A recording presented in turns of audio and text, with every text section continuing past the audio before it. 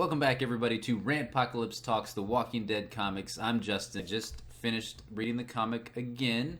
I think it's actually my third time to read it. Skimmed through it a few times where I wasn't actually reading every single thing that happened within the issue, but I've definitely read it at least twice, front to back, and I had some things that I wanted to get off my chest. Hope you went and saw my reaction video. That was a lot of fun to do. This is a fucking awesome issue. Like, ridiculously good, tons of action. But these are the things that I had to get off my chest. Number one, poor Father Gabriel. Holy crap. I don't know if I missed it when I was doing my reaction video, but I mean, Jesus, people. I can't even I can't even talk. Like, he is completely been devoured. He's just, his body is gone. There's still parts of his face, but the rest of his stomach, his chest, it is bare bones. Holy shit, was that one of the most gruesome deaths of all time in the comics as well as the show. It's not as emotional for me as Glenn's death, but it's almost as traumatizing as Glenn's death, because good God, that's disgusting. Damn you, Charlie Adlard, and damn you, Robert Kirkman. Number two, fuck Zachary. Number three, fuck Tara. Savior's Tara. Not our Tara from the TV show, but the Savior's Tara chick. Man, these two fucking douchebags. Like, that's all I have to say. They are douchebags. How could you go against Rick and the rest of the communities? It's completely messed up. We thought that this might be happening, that there might be some rumblings of a civil war to start happening amongst these communities, and it kind of sounds like this is just like the small ripples that we're getting right now, and it's, eventually going to turn into this huge wave that's going to come crashing down on Rick Grimes and the rest of the group. You can go back and watch my other videos that I talked about this for issue 157. This is something that I definitely think could happen, especially given that with this issue, part 2 of the Whisperer War, it seems like the battle's over with, but we'll get to that here in a little bit, because I don't think it's quite over with yet. Number 4, I cannot wait to see this shit on TV. It is going to be fucking epic. Whenever we get lines like, "For the kingdom," I think of Game of Thrones. Just like I said in my reaction video, I mean, it was very reminiscent of Game of Thrones. It was incredible to see these battles going on a battlefield. Most of the time, we don't really see that in The Walking Dead. We always kind of see a group is kind of holed up in their fort and somebody's attacking them. But this is out in the open, people just slashing people with knives, shooting people with guns, hand-to-hand combat. It is going to be amazing to watch this transpire on our television screens. Please, please, please, God, or whoever you pray to, while you're watching this video, we gotta make it to these scenes in the comic books. The part where Michonne is coming in and she's with Jesus, come up on the battlefield and they see this in front of them.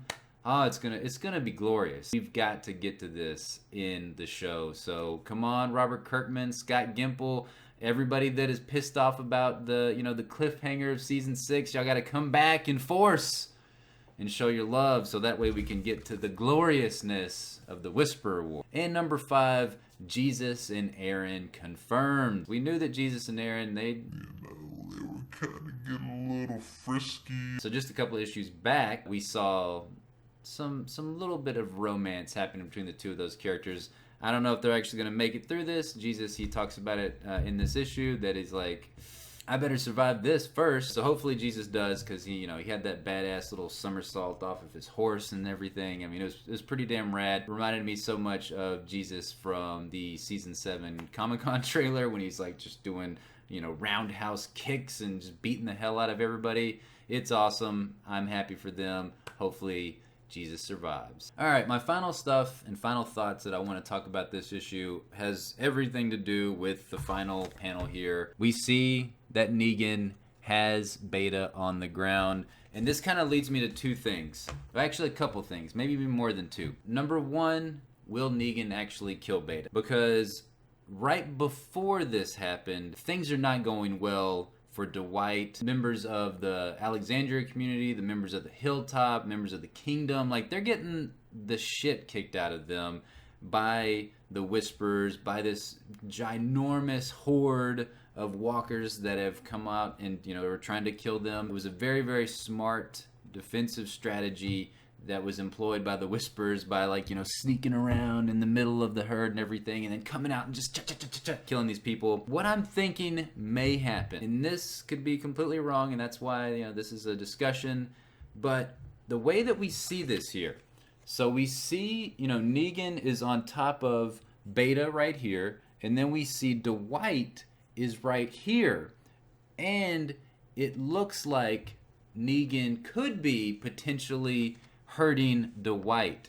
Now, I hope that this doesn't happen, but I could definitely see it happen. It's like one of those moments in a movie or a book or a TV show where it's like the classic villain character has changed. He's morphed into this quote-unquote good guy character, but he used to be the bad guy, and some of the good guys don't realize that he's on the team good guy now, and they end up shooting him or doing something to where, you know, he kind of gets thrown off and Beta gets away. That, to me, could potentially be what happens in the next issue, because it's just crazy to me, unless they have something huge planned, which I talked about in my issue 157 discussions, that I definitely think they've got huge things planned that don't have anything to do with the Whispers, like that there's a completely new threat that's going to emerge here fairly soon in the Whisper War.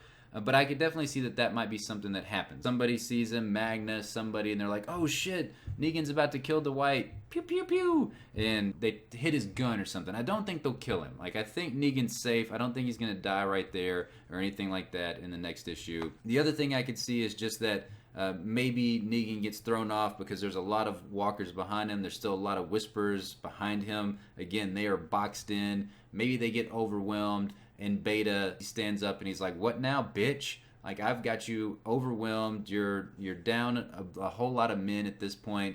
And they maybe capture Dwight and Negan as collateral, because I still do think that there's going to be another assault on the Hilltop, and that this wasn't all of the Whispers. I just don't think that. I think that this was just a small little group, kind of like a little tactical squad that they sent in, because it mostly to me was walkers amongst this zombie herd, whatever you want to call it. The other thing, maybe we get this badass showdown, like fist fight. It's gonna be fucking epic.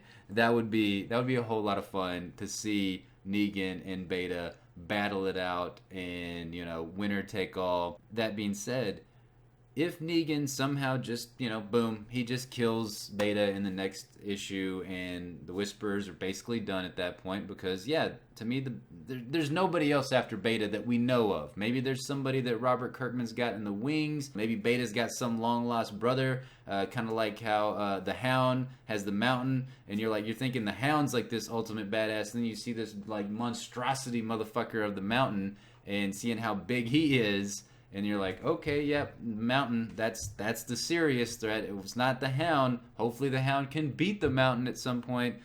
Sorry for all the Game of Thrones references if you don't watch Game of Thrones, but you should. I don't know what the hell you're doing with your life. So maybe that could be like somebody else waiting in the wings that's a part of the Whispers that we just haven't seen yet. Because I am very curious. With Tara and the rest of these saviors wanting to seemingly break off from Rick, Dwight, and the rest of the communities that have come together and banded together to become, you know, one pretty legitimate force out there, will Negan take the Saviors back over? Because it definitely seems like they need somebody to put their asses in line, and I feel like Negan would do that, and he would want that. I think Negan wants to lead.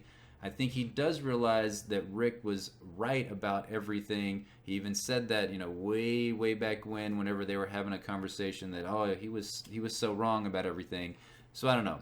That's another question. What do you guys think? Do you think Negan will take the Saviors back over? My last and final question that I want to discuss really quickly, and for you guys to let me know your feedback, your comments. Again, put them all in the comment box down below. If this is indeed the end of the Whisperer War, Negan kills Beta, he's done, and that's it. Will Rick allow the rest of these Whisperers to live amongst their community. We saw that he did this with the Saviors. We saw that he kept Negan. Like, people wanted Negan to die. I mean, for all the atrocities that Negan did against Rick and his group. I mean, Glenn. That's all you gotta say. Glenn. Boom. Done. Kill you, Negan. You're dead now. You bastard for killing Glenn like that.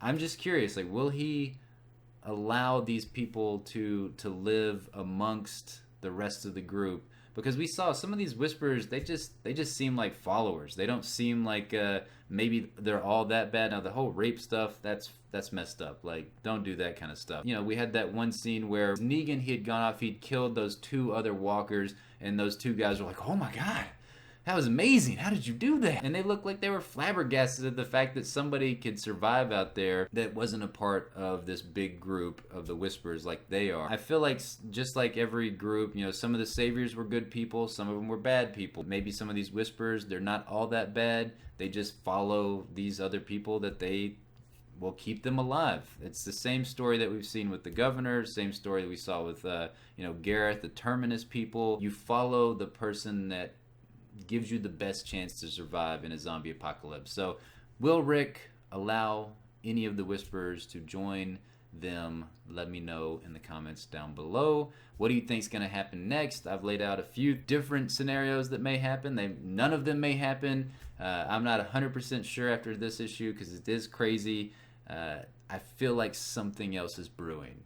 So go back, watch those issue 157 discussions. There was a lot of, I think, fun topics, fun discussion about what may come during the Whisperer War and then after the Whisperer War. So the Rick versus Carl thing, I would love that. So go watch that. Thank you so much for joining me. I hope you have a fantastic day.